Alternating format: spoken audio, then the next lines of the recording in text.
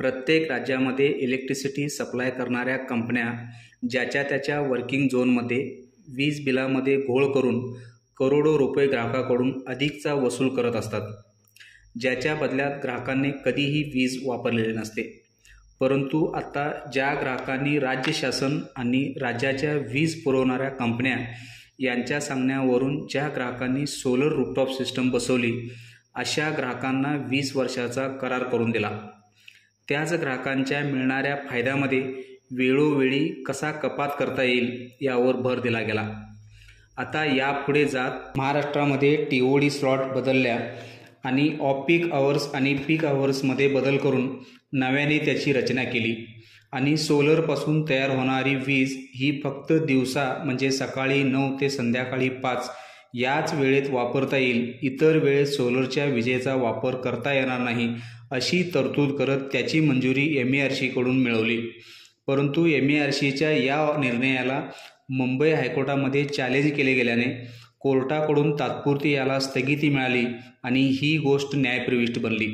अजून यावरती निर्णय येणे बाकी आहे, जी यापूर्वी देखील नियमावलीमध्ये बदल करत 4 तास दिवसातून सोलरची वीज वापरता येणार नाही अशी इम्प्लिमेंटेशन झाली आहे. अलीकडच्या काही वर्षात तर average billing, no reading billing असं करत सोलर ग्राहकांकडून करोडो रुपये वसूल केले. या महिन्यात भरा, पुढच्या महिन्यापासून रेग्युलर होईल, करेक्शन करून घेऊ ही त्यांची नेहमीची ठरलेली उत्तरं. ग्राहकांकडे ऑप्शन नाही, त्यामुळे वीज खंडित करण्याच्या गोष्टीवरून ग्राहक आहे ती रक्कम भरून टाकतात. पुढच्या महिन्यात व्यवस्थित होईल या आशेवरती राहतात. मग अशा भोंगळ कारभाराने किती मोठी रक्कम संपूर्ण महाराष्ट्रातून जमा होत असेल. आता यात भर पडणार ती सोलर ग्राहकांची. अलीकडच्या दिवसात तर सोलरची बिलिंग सिस्टम ना EPC वेंडरना कळते ना ग्राहकांना. स्मार्ट मीटरच्या नावाखाली एनर्जी मीटरचे रीडिंग घेणेच बंद केले.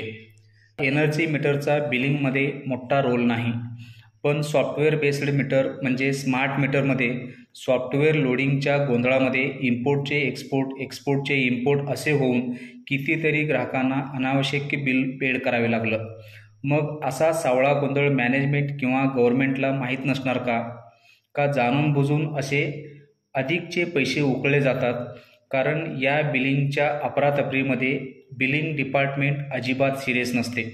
म्हणजे अशी सिस्टम वरूनच चालते का? येणाऱ्या काही दिवसात कोणतीही इन्व्हेस्टमेंट न करता, कोणत्याही प्रकारचा इन्फ्रास्ट्रक्चर न उभारता, मेंटेनन्स न ठेवता हजारो मेगावॅट पॉवर या वीज सप्लाय करणाऱ्या कंपन्या विकणार. कसे त्या पुढील व्हिडिओमध्ये पाहू. तोपर्यंत धन्यवाद.